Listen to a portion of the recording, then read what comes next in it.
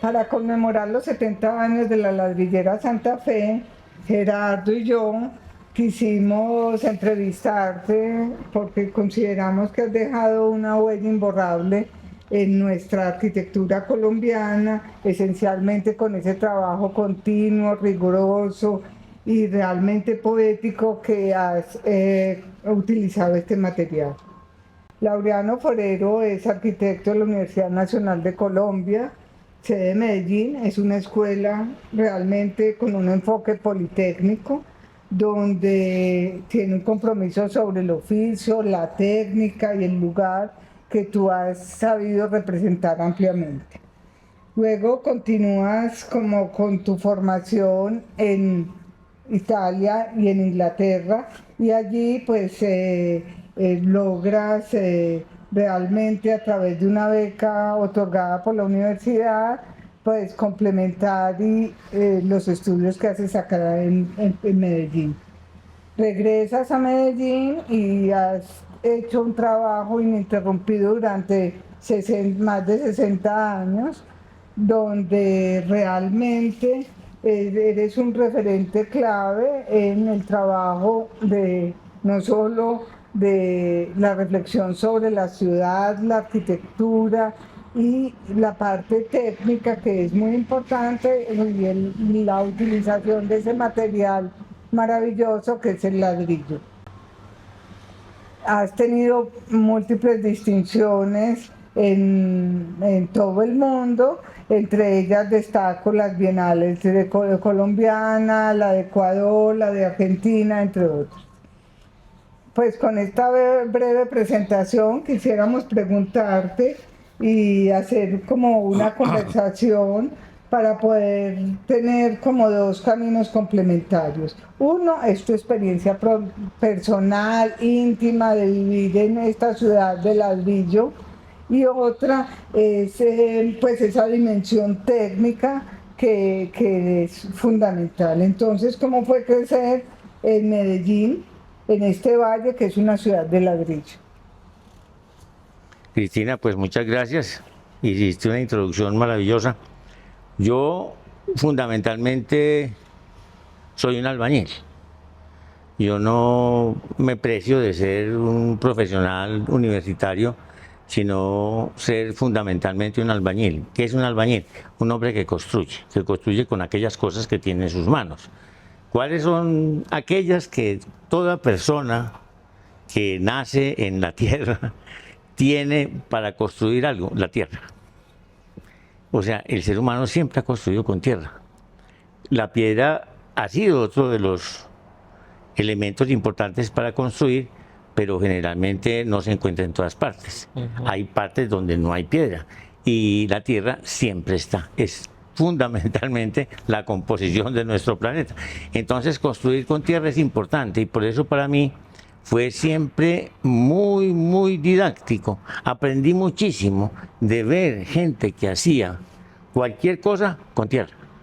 Desde muros de tierra, la tapia que llamamos nosotros en Antioquia, que es un muro de tierra muy grueso, muy grande, pero es tierra. Posteriormente decidimos hacer unos elementos más chiquitos que los llamamos adobes, que los cocinábamos, los poníamos al horno y se endurecían. Pero siempre la construcción ha sido construcción de tierra. Yo soy muy dado a ser un hombre que hace homenaje a la historia, a la razón de existir de las cosas y la razón de existir de la arquitectura y la forma de construir espacios que los hombres habitemos con los materiales que tenemos, y esa es la tierra. Por eso es que a través del tiempo que ha pasado, pues a mí me tocó ya con la edad que tengo, construir con la tierra ya hecha en cuadritos, en elementos moldeados, que son lo que llamamos adobes o ladrillos. Adobes cuando no es cocinado muy bien y ladrillos cuando están cocinados o cocidos, pues estoy diciendo feamente cocinados, pero es un lenguaje paisa. Ladrillos cocidos que son duros y que con ellos se pueden hacer muros importantes. De manera que yo creo que la construcción con tierra es la razón de ser de la habitabilidad del hombre, porque siempre está en todas partes. La piedra no está en todas partes. El ladrillo es fruto de la tierra y la tierra es el elemento con el cual hemos construido el mundo. Acá vemos que cuando estabas estudiando en Europa, en Bogotá particularmente, Rogelio Salmona, Fernando Martínez estaban haciendo arquitectura en ladrillo en los años 60. En Medellín todavía no se veía el ladrillo Cierto. como un material digno de utilizarlo por los arquitectos. Quisiéramos saber si conocías estos proyectos o solo cuando llegaste empezaste a ver esa arquitectura que se estaba haciendo en Bogotá en ladrillo.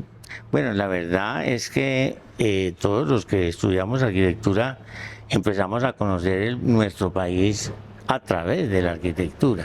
Entonces empieza uno a saber que en la costa norte, o sea, en el Caribe, tenemos unos edificios muy especialmente hechos, muy distintos a los de Pasto. Y es porque el clima genera circunstancias no solamente del material mismo, sino de la manera de trabajar las personas que construyen los edificios. Trabajan distinto. El obrero paisa es muy distinto al obrero boyacense y muy distinto al obrero costeño. Y las obras tienen que hacerse con base en las manos de las personas que construyen los edificios. Y eso trae como consecuencia que los edificios también sean distintos. Nosotros empezamos a encontrar que en Bogotá había obra de ladrillo muy juiciosa en los arquitectos que acabas de nombrar, de Mono Martínez y Rogelio, etcétera, pero es porque ellos allá tenían la condición de un material muy juiciosamente elaborado, de dimensiones muy precisas, porque era la capital del país. La capital de un país siempre tiene influencias internacionales. Las influencias internacionales de Bogotá también venían de Inglaterra. Los países no sabíamos ni siquiera dónde estaba Inglaterra, estoy exagerando por supuesto, pero nosotros, influencia de Londres en Medellín, pues que íbamos a imaginar, no teníamos por qué pensar en eso. En cambio en Bogotá era muy razonable que tanto la obra hasta de Álvaro Aalto en Finlandia tuviera que ver con Bogotá. A nosotros no nos venía a la cabeza bajo ningún punto de vista eso. Además, las circunstancias del manejo de los materiales, como decía ahora, es diferente. Los bogotanos empezaron a hacer una obra influenciada por esos maestros europeos, pero nosotros empezamos a hacer obras con base en las manos de unos obreros paisas rudos. Y entonces surgió un material en Medellín de 20 centímetros de ancho, 40 de largo y 10 de altura. Eso es una pieza de trabajo enorme, eso no se puede coger sino con las dos manos. En cambio, el ladrillo europeo es un ladrillo chiquito que se coge con una sola mano. Por lo tanto, la obra que se desarrolla con base en un material que se trabaja con una mano y con la otra se manejan los otros elementos que necesita la pega, es distinta a aquella que necesita dos tipos para poner un ladrillo encima de un muro. Entonces, es diferente el sistema de construcción, es diferente el detalle de construcción que se realiza con los materiales, porque el material es fundamentalmente distinto, que nace de un clima y de un sistema de trabajo. Bueno, en los años 70, pues ya regresas a Colombia y empiezas a hacer unos edificios en concreto, como la Facultad de Arquitectura, el restaurante del Cerro Nutibara o la Capilla de Campos de Paz.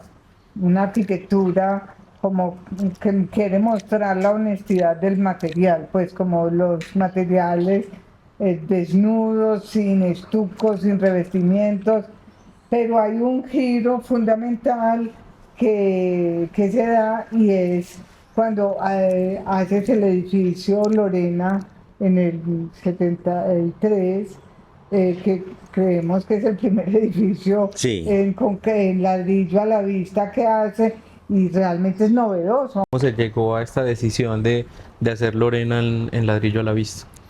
Pues simplemente porque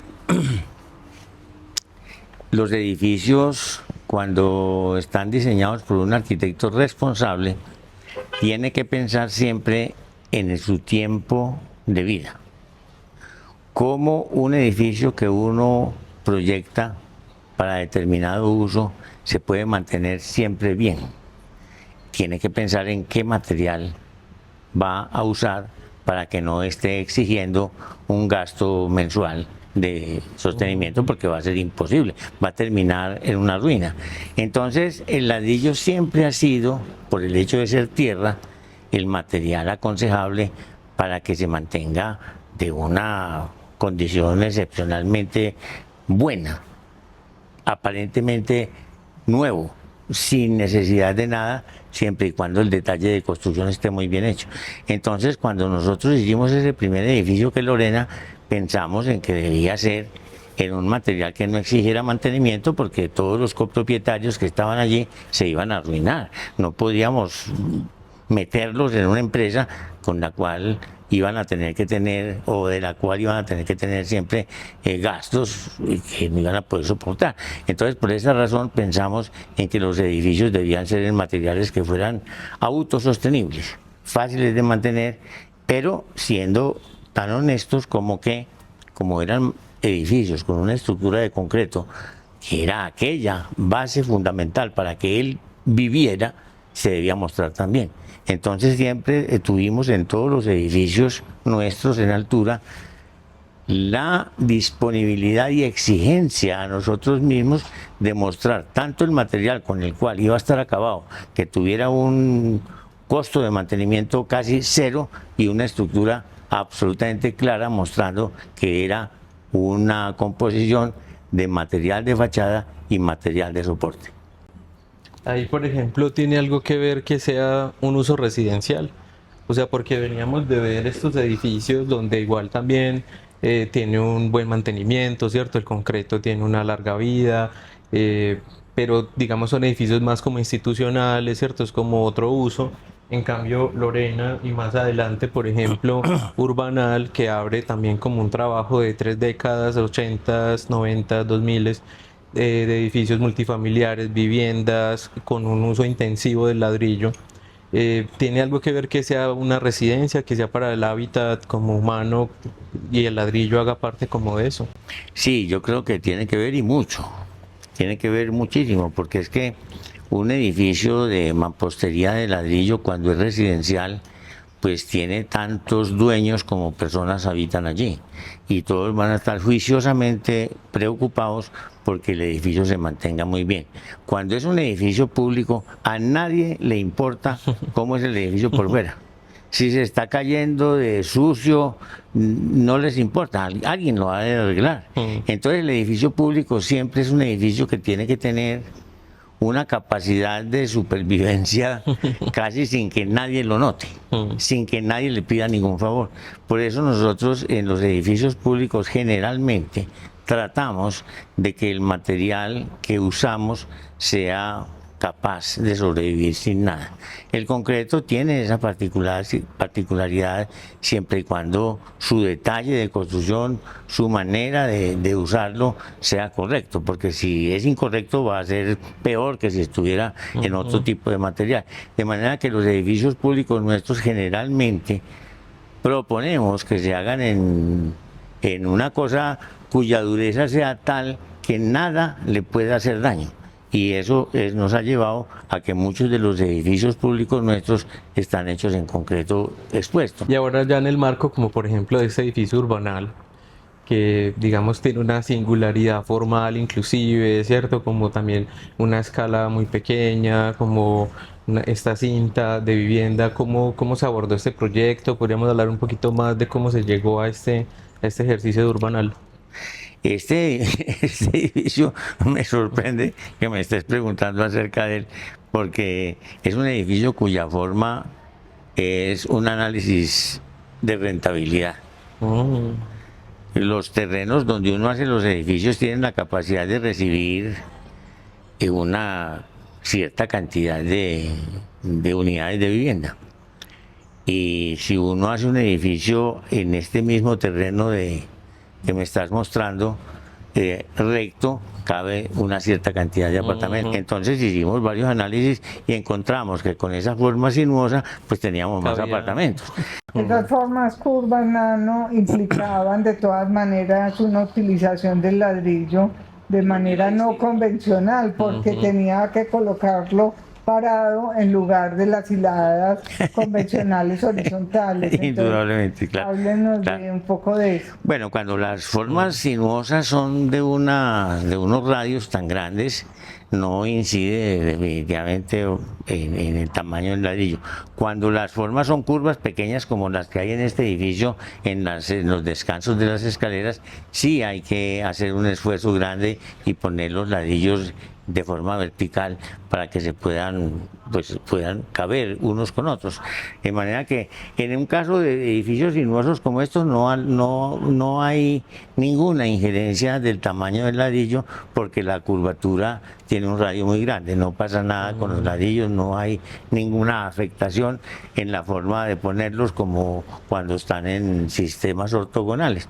De manera que en este caso no había dificultad. Sí lo tenemos cuando son radios muy pequeños, formas curvas muy reducidas, sí tenemos que empezar a manejar el ladrillo con una dificultad, digamos, no de construcción, pero sí de pensamiento, de detalle constructivo y de hacer un homenaje al ladrillo, porque él también pone condiciones. Es importante que la forma y el uso de los materiales sean acordes no solamente con el resultado arquitectónico de muy alto nivel, sino también con la rentabilidad de aquellas personas que están invirtiendo en ese negocio, que necesariamente es un negocio.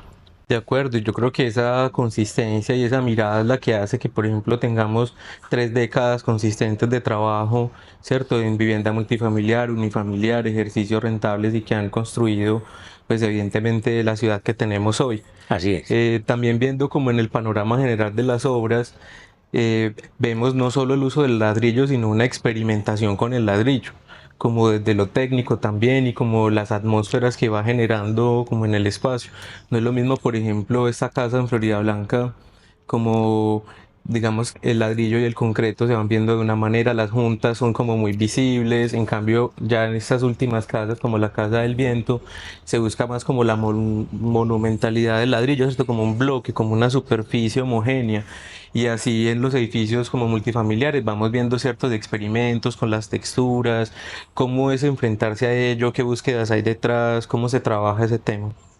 Bueno, la verdad es que en esos ejemplos que estás dando, el ladrillo, o sea, el material unitario, es muy distinto.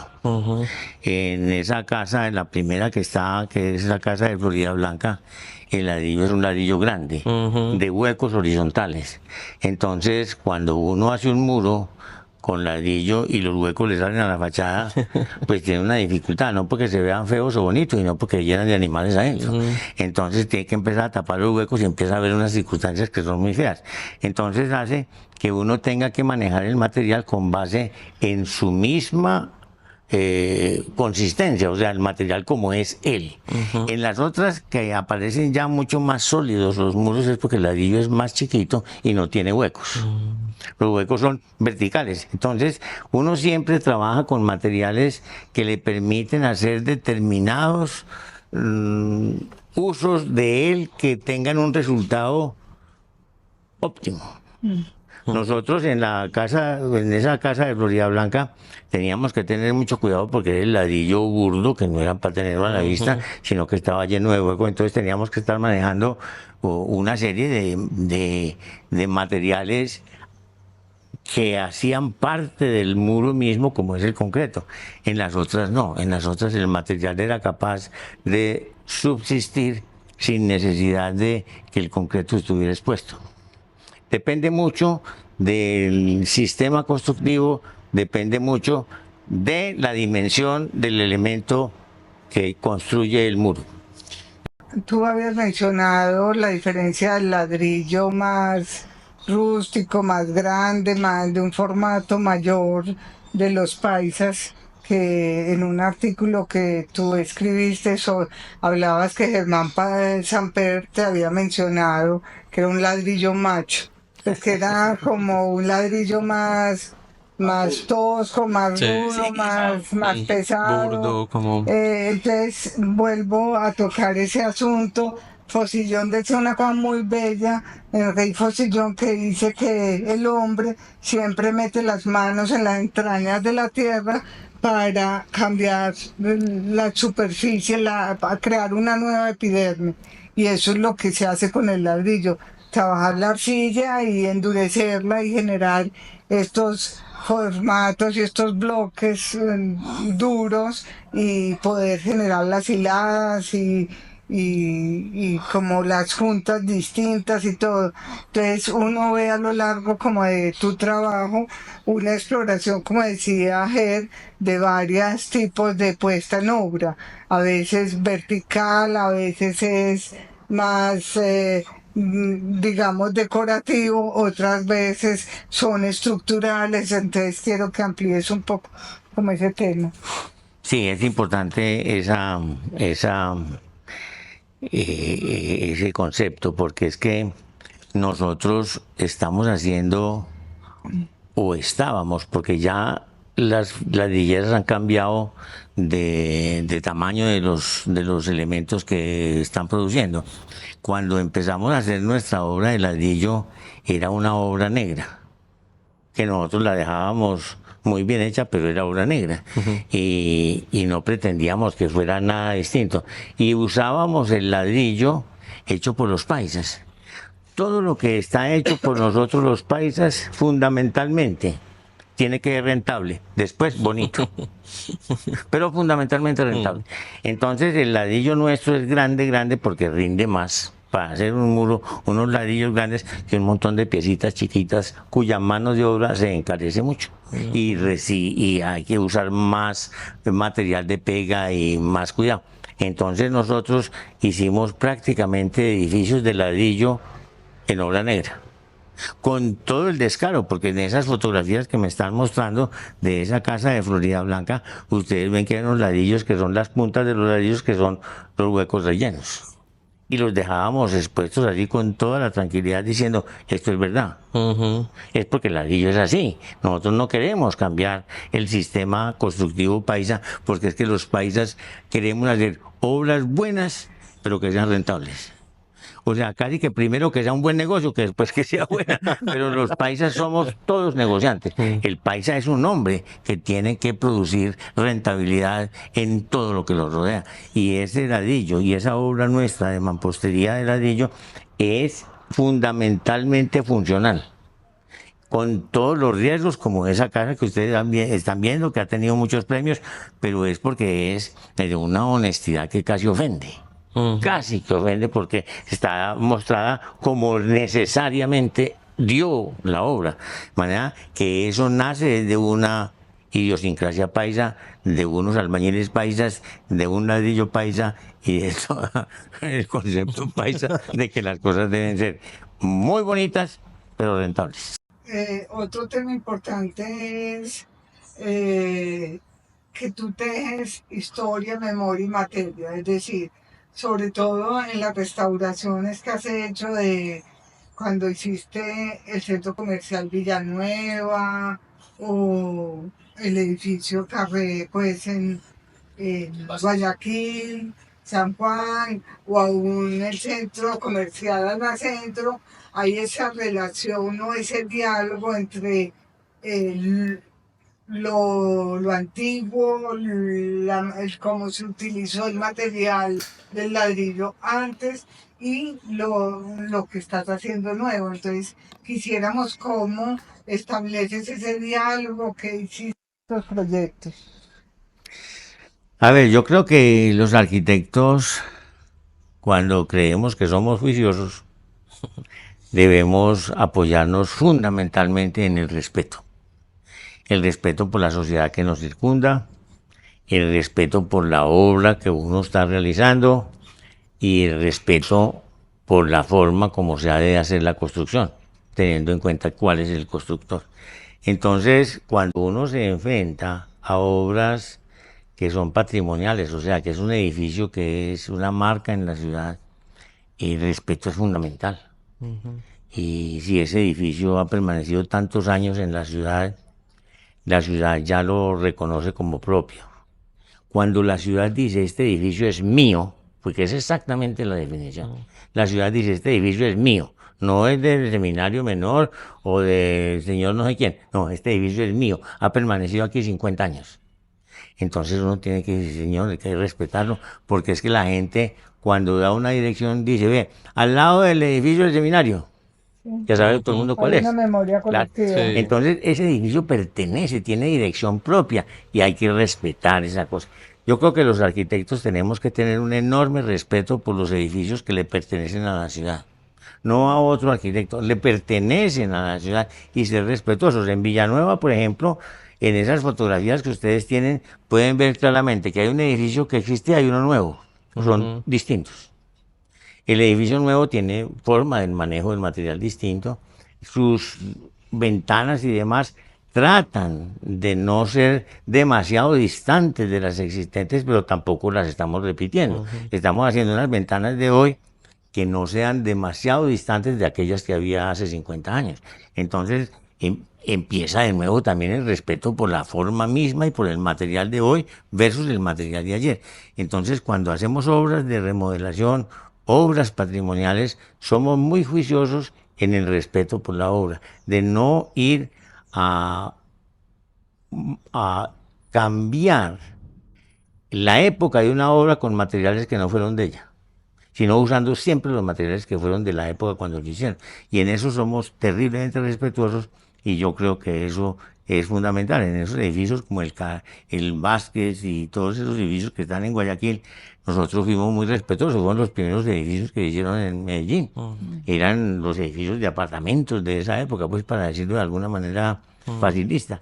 Y entonces dimos, esos edificios son la memoria de Medellín, entonces mantengámoslos tal como están, no les hagamos daño, rehagamos el detalle constructivo como lo hicieron en su momento y hagámosle un homenaje a esos albañiles de otras épocas, a esos arquitectos de épocas anteriores que fueron tan juiciosos. No vamos a arruinar nosotros ahora esto. De manera que por eso es que la obra nuestra, cuando habla de patrimonio, pues es fundamentalmente distinta a aquella que es la obra nueva, donde no tenemos ningún compromiso sino con el material mismo, la ciudad y nosotros como arquitectos. En Ya, esa idea como, digamos, de este viaje como a través del ladrillo, la construcción de la ciudad, del paisaje, como también ver el impacto que ha tenido en la construcción de la ciudad estas décadas de trabajo con el ladrillo, que indudablemente nos cambió la percepción del material y lo popularizó, lo convirtió también como lo dignificó y empezamos a encontrar múltiples edificios ya en ladrillo, como que se convirtió en nuestra identidad. Quisiéramos también saber cómo, qué le podemos decir como a las nuevas generaciones en relación a este material, al oficio propio, cómo enfrentarse también como a estos tiempos donde emergen como muchas cosas velozmente y el ladrillo nos habla también como de otra velocidad, de otro tiempo, otra conciencia. Yo creo que el resultado final de cualquier edificio debe estar apoyado en el uso correcto del material que lo compone. O sea, si uno hace un edificio de 25 pisos, revocado y pintado de azul claro, puede estar seguro de que van a pasar 100 años pintando cada 6 meses ese edificio, porque ese acabado no es capaz de resistir el tiempo, porque no es un material que esté hecho para el tiempo. Eso le hace a uno pensar que los edificios, cuando son de cierta magnitud, que no son manejables por una familia sola, sino por un montón de familias o un grupo social muy grande, debe tener una cierta posibilidad de mantenerse, que no lo tengan que tocar, porque nadie va a poner un peso. Se cae de viejo y de acabado. O sea, un edificio que pertenece a un grupo grande, un edificio, digamos, de apartamentos de una comunidad, debe estar hecho de tal manera que no necesite nunca ponerle la mano encima, porque no se la van a poner, porque no tienen con qué, porque no los va a poner de acuerdo nadie. Entonces deben ser materiales que se mantengan en el tiempo. ¿Qué materiales tenemos nosotros en un medio como Medellín o como Colombia en general que pueda permanecer en el tiempo bien? La tierra, no hay otro, absolutamente. O la piedra, pero nosotros no tenemos piedra Sí, no para hay hacer cantera, edificios, sí. absolutamente no. Entonces tiene que ser el material que hacemos a mano en ladrillo y que lo hace cualquier albañil. Es que uno encuentra en cualquier pueblo a los albañiles haciendo el ladrillo.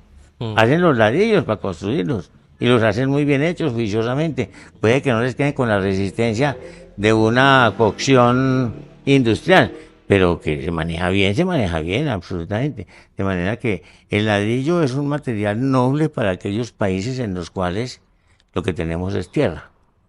Si tuviéramos otro material, seguramente usaríamos ese otro material, pero nosotros construimos es con tierra, no más. Como cierre, Medellín ya toda se volvió como descarnada, como si hubiéramos raspado las montañas y realmente emergiera la tierra de ella, tanto en los rascacielos como en todos los barrios Mm. populares. Uno ve una ciudad de ladrillo con una luz que le pega muy bella y Precisamente. hace que como que si estuviera encendido, como si la tierra tuviera fuego. Entonces me parece que es un material muy noble, resistente y que además tú has sabido manejar y creo que esa transformación que ha existido de volverlo como un material noble, yo creo que es gracias también a ti, Nano, Pero no creas con que es tus... tanto nuestro. Hay una fotografía que estamos viendo ahora de la comuna oriental. Es que cuando, cuando el paisaje urbano de Medellín es este, que es ese, no es otro, es este. Uno dice, ¿yo para qué voy a hacer un edificio amarillo? Si aquí todos son así. Ujú. Es que esa es la forma de construir nosotros con los ladrillos que hacemos a mano. Ujú. Y la gente se siente muy orgullosa de tener su casa ahí, así. No dice, no, la mía es muy, muy pobre, que no está revocada. No, es que le gusta así. Porque adora ese ladrillo, porque lo hizo él mismo, a mano, lo pegó él, con su mujer y sus hijos, y se sienten orgullosos de haber construido esa casa así, y ahí viven. Entonces eso es intocable, y esas son las laderas de Medellín. No es porque el ladrillo sea de moda en absoluto, es porque nosotros sabemos construir es así. Fíjense que Esa, Medellín es eso, las comunas, la nororiental, todas, las con los nortes o sures que queramos poner, es así. Bueno, no, no, ya solo queda como despedirnos y de pronto tener posteriormente una conversación, porque yo creo que no La se que le ha quiera. dado el reconocimiento que tu obra y tu trayectoria de 60 años ha dejado a esta ciudad, pues un legado maravilloso. Yo creo que bueno, no, y creo que no solo eres un albañil, eres un excelente arquitecto, aunque tú Al siempre suponerme esto ahí. quieres minimizar las cosas, pero es un arquitecto porque realmente es un albañil culto, como hablaría Alberti, y Albañil. eso es algo maravilloso de tenerte hoy con nosotros. Gracias por habernos acompañado en este capítulo. Te invitamos a que sigas escuchando nuestro podcast de celebración de los 70 años. En el próximo podcast conversaremos con Luis Restrepo sobre el alma del oficio de la arquitectura y el diseño de espacios habitables. No te lo pierdas.